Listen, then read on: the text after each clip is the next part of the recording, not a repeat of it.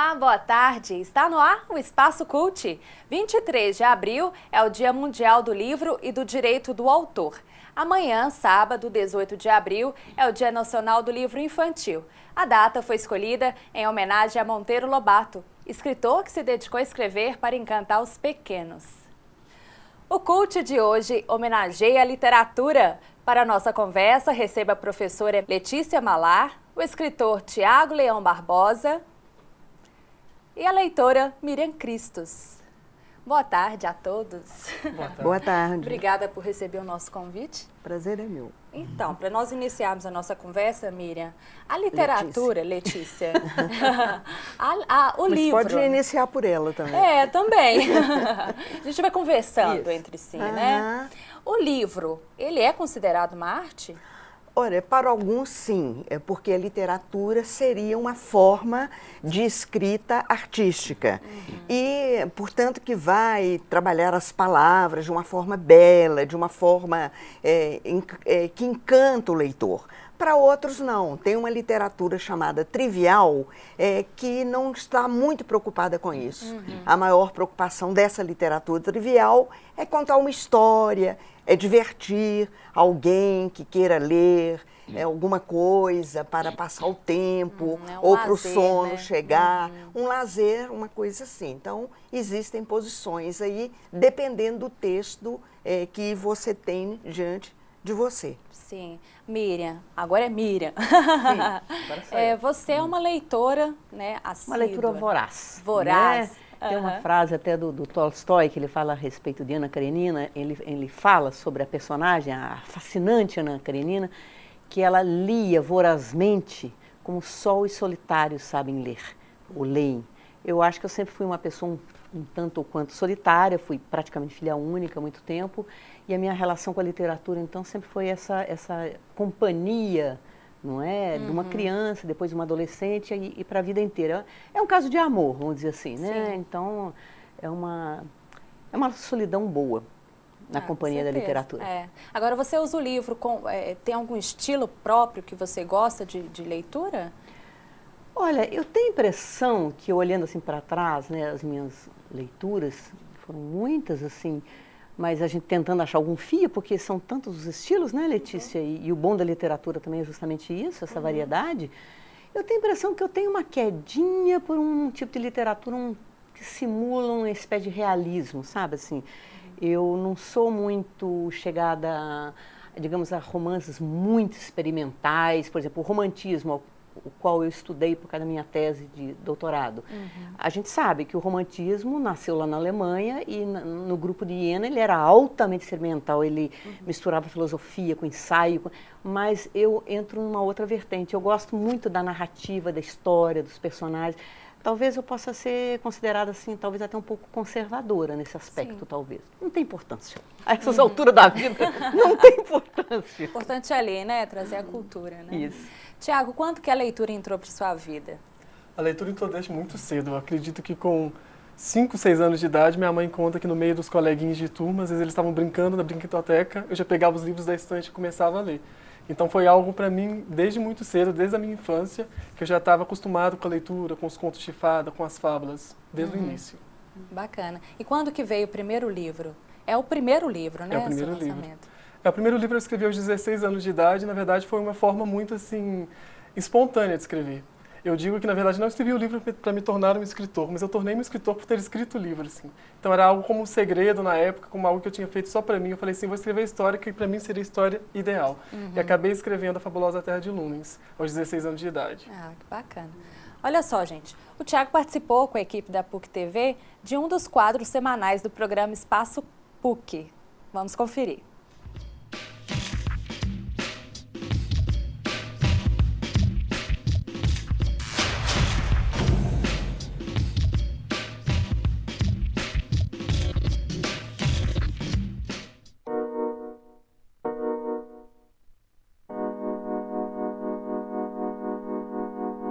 A vontade de escrever um livro, na verdade, surgiu da minha vontade de escrever histórias, não só na literatura em si.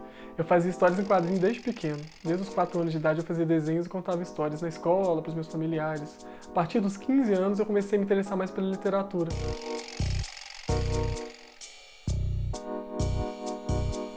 Eu nunca imaginei lançar um livro meu fora do Brasil. Eu tentava as editoras brasileiras, mas grande parte dessas editoras são muito fechadas. Elas republicam os sucessos que são de fora.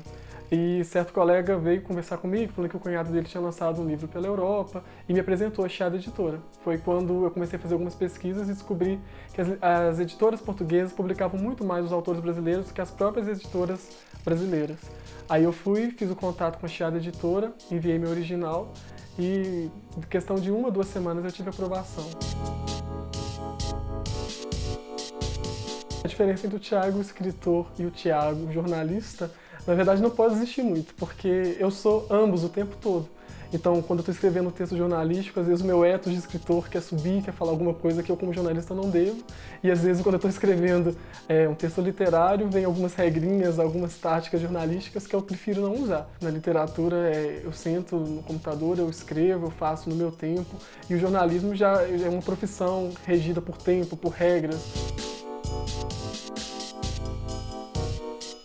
Quando eu comecei a escrever Lumens, eu não escrevi um livro, vou escrever um livro para lançá-lo. Era uma coisa muito pessoal, era uma coisa muito minha, era quase como um segredo, assim. Depois que eu vi que a história tinha sido montada, que eu vi que tinha uma história completa, que eu comecei a pensar realmente na publicação do livro. Eu pretendo lançar 4 volumes da saga, contando a história, a trajetória toda desses meninos em Lumens. Então eu estou desenvolvendo aos poucos, é difícil porque ao mesmo tempo que agora eu tenho que assessorar minha carreira como escritor, eu tenho que manter o tempo para eu sentar, para eu escrever, conciliar com o jornalismo também, mas aos poucos tem caminhado a saga.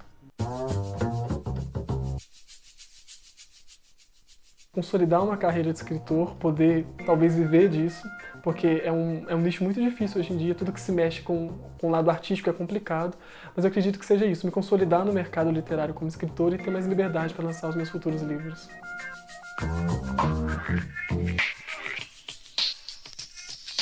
Eu sou Thiago Leão Barbosa, estudante de jornalismo da PUC Minas e autor do livro A Fabulosa Terra de Lumens.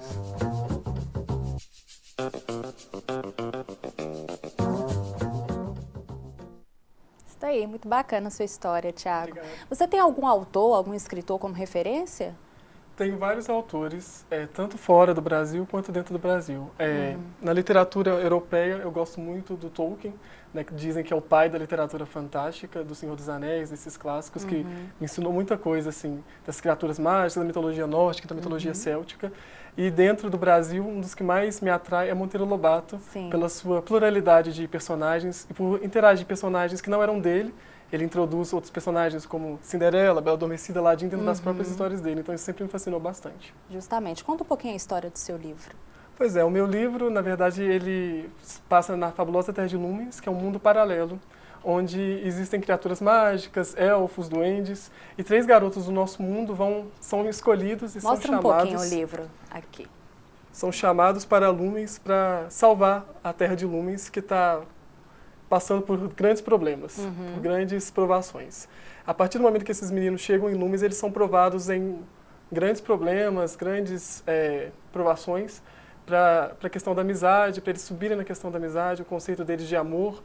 E se passa nisso, quando eles têm que resgatar as pedras da Lua, que são as pedras que vão salvar a Terra de Lumens. Sim, bacana. Nós estávamos conversando aqui nos bastidores, né, Letícia? Aí você comentou comigo sobre um livro que está sendo muito lido, né, inclusive pelos adolescentes. O livro A Culpa... A Culpa é das Estrelas, não é? É um livro que foi publicado nos Estados Unidos em 2012, foi traduzido em vários países e os adolescentes entre 12 anos e 20 e poucos anos têm tido esse livro como uma leitura favorita. E é interessante na medida em que quem narra, a narradora do livro, é uma menina de 16 anos que vai morrer de câncer. Ela já está num terminal. E ela também tem um amor, ele falou da questão do amor, que é muito comum nesse tipo de livro atual, sobretudo para jovens, não é? Eles namoram, ele morre antes dela, e o livro trata do assunto câncer. Os amigos todos têm câncer, e o interesse que eu acho que os jovens têm em relação a esse livro não é só pelo fato de a narradora ter essas características, mas também como que essa questão é tratada pelos jovens, né, pelas suas famílias, e nos Estados Unidos o romance é norte-americano, E isso é muito curioso, inclusive. Como que os jovens estão interessados em livros tristes, entre aspas. Sim. Apesar do livro não ser muito triste. Em alguns momentos, ele até banaliza a questão do câncer. Mas você dizia, Letícia, a gente conversando, que um dos achados do livro também é a linguagem. É uma linguagem, talvez, atraente para os jovens. Como a narradora tem 16 anos de idade e não tem um ensino médio completo, ela teve que parar de estudar por causa da doença, o escritor conseguiu reproduzir essa linguagem, que é até culta em muitos momentos, os estudantes são muito bem informados lá no livro e tal. E isso aí encanta de alguma maneira os adolescentes e até mesmo os pré-adolescentes, não é? Sim, A Culpa das Estrelas tem um filme também, mas em matéria de literatura, o importante é ler o livro. O filme é um outro tipo de linguagem, de comunicação, que deve vir antes ou depois da leitura. Aliás, é até bom eu ter lembrado de falar isso aqui, porque tem gente que fala assim, eu não li esse livro não, mas eu vi o filme. Não é a mesma coisa. Nunca. Né? Não leitura é leitura e filme é filme. Justamente. No segundo bloco a gente fala então um pouquinho mais sobre essa relação de filme com o livro, né? Olha só, nós vamos para um rápido intervalo. Eu volto já.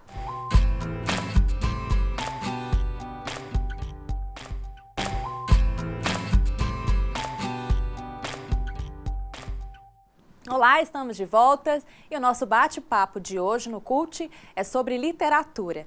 No primeiro bloco nós estávamos falando sobre o livro A Culpa é das Estrelas e a Letícia estava fazendo uma análise, né, sobre a linguagem, sobre o objetivo da comunicação com os adolescentes, né, Letícia?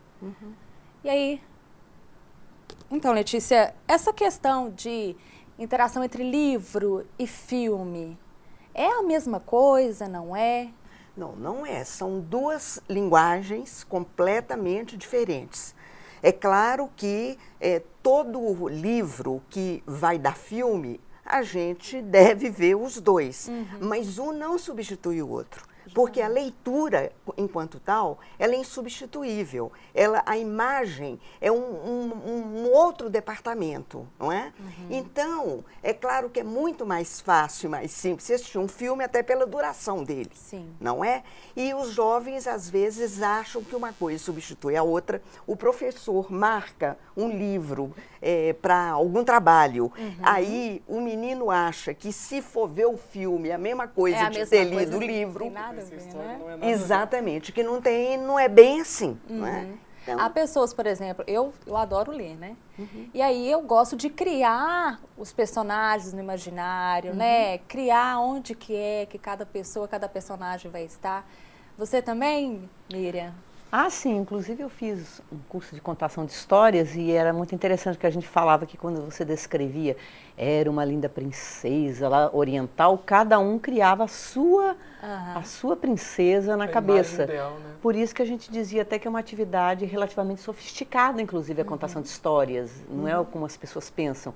Quando você está contando uma história, cada pessoa está criando o seu imaginário, coletivamente e individualmente. É uma atividade muito interessante. Que é o bacana, né, gente? Essa criação mesmo de personagens. Como que a literatura vai influenciar na formação do cidadão? Olha, eu acho que num sentido amplo, não é? A leitura, ela não é só cultura, mas ela também, como eu já disse antes, ela é lazer, ela é entretenimento e um país sem leitores é um país extremamente pobre culturalmente e em outros aspectos também da vida, não é? E, infelizmente, o Brasil ainda tem muito poucos leitores. Tem crescido esse número, não é? Mas nós estamos longe de países até do terceiro mundo, não estou nem falando do primeiro mundo. Mas o importante também é lembrar que os jovens atualmente leem muito mais do que os jovens da minha geração, muito mais, não é? E isso é muito bom. E eu não estou entrando no mérito do tipo de leitura deles, mas eu acho que é preferível ler qualquer coisa a não ler nada. Não é? Justamente. Isso é importante, né? Isso é verdade. Mira, você tem um grupo de leitores? Eu sou uma felizarda, eu tenho um grupo de leitura que se reúne quinzenalmente. Ele foi criado há 8 anos, era para ter sido um semestre apenas. Depois seria música, outros temas, né? Mas o professor que a Letícia conhece, o Reinaldo Marques, é uma pessoa tão maravilhosa, realmente, que seduziu um mulherio todo, que são 10 mulheres, e a gente não soltou mais dele. Então, por exemplo, no momento, agora eu vou falar também do meu livrinho, né, sim. a propaganda do livrinho que eu estou lendo, a gente está Pode mostrar o estudando livro, literatura por favor, contemporânea.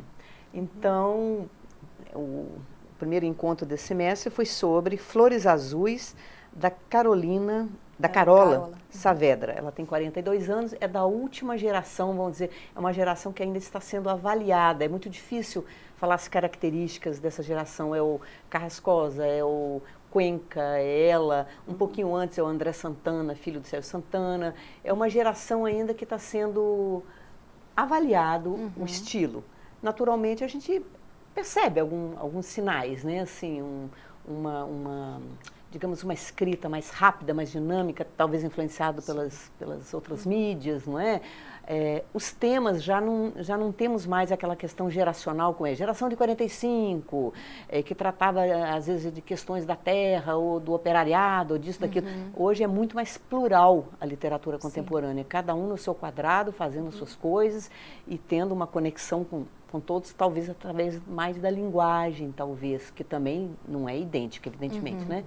Mas esse grupo é isso, então, basta você juntar 4, 5, 6, 7 pessoas, se você quiser, você contrata alguém, se você achar interessante, ou, como eu já conheço um outro grupo de uma amiga minha, Rebeca Monteiro, que é professora em Diamantina, de literatura, ela tem um grupo 10, 12 pessoas que eles não têm a figura do professor, eles mesmos conversam, escolhem sempre um livro, enfim, é uma proposta muito boa, eu acho, de ser feita. Você encontrar sempre na casa de alguém, final você toma seu lanchinho, final do ano a gente faz a nossa ceia de Natal e vamos família, indo em torno da literatura. São amizades muito boas construídas em torno da literatura. Sim, tá certo. Letícia, há como fazer um contexto geral da literatura brasileira? Em pouquíssimo tempo, talvez, né? Sim. Vamos tentar. Então, a gente aprende na escola e os professores passam para os alunos de literatura que o primeiro texto literário foi a Carta de Pero Vaz de Caminha, né? 1500. Mas aí vão passar por cima, porque logo depois nós temos uma literatura brasileira que é muito pegada à europeia, à portuguesa, quando o Brasil era colônia. E essa época você tem mais poesia, época do barroco, depois vem a época do neoclassicismo, onde se enquadram os poetas inconfidentes, Cláudio Manuel da Costa, Tomás Antônio Gonzaga, etc.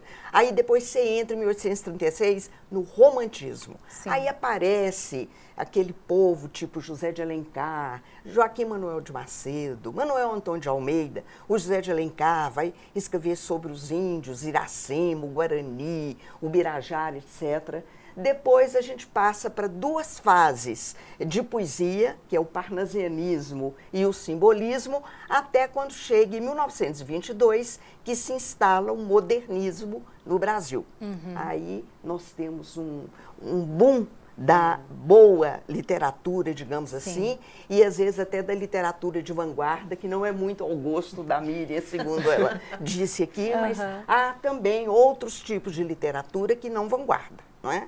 Então você tem, por exemplo, uma literatura paulista pós-1922 e tem uma literatura também do Nordeste, chamado Romance Regionalista do Nordeste, que é onde você vai ter Graciliano Ramos, Zé Lins do Rego, Jorge Amado, e até chegar aos dias de hoje, onde você tem uma produção literária vastíssima, enorme e muito boa, sob muitos aspectos. Tem muita coisa ruim também, mas tem muita coisa ótima. O tempo vai decantar.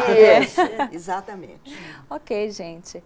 Olha só, confira a nossa dica cultural para este fim de semana.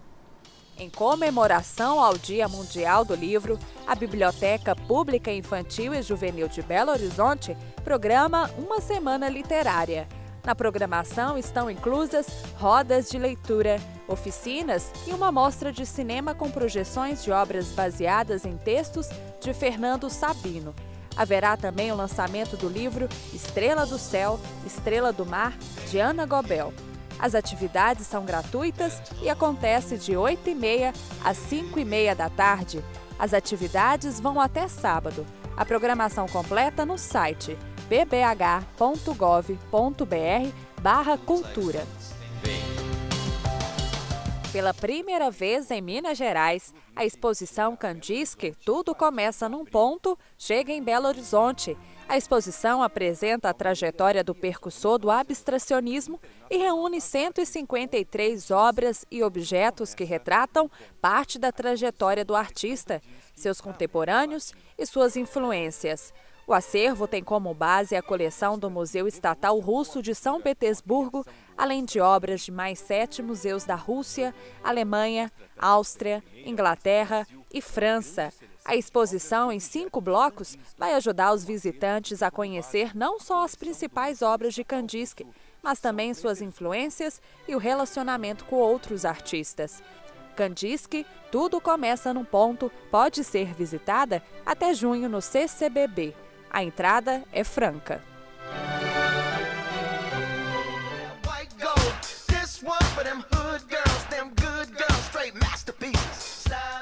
O Gastroparque, primeiro food park de BH, chega à sua 5ª edição e a grande novidade é o local escolhido, o Parque Municipal.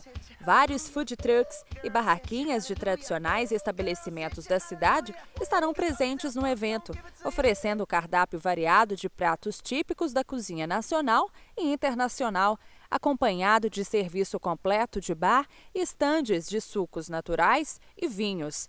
Itinerante, o evento mensal é sempre aos domingos, com música, segurança e, claro, boa comida. A entrada é franca.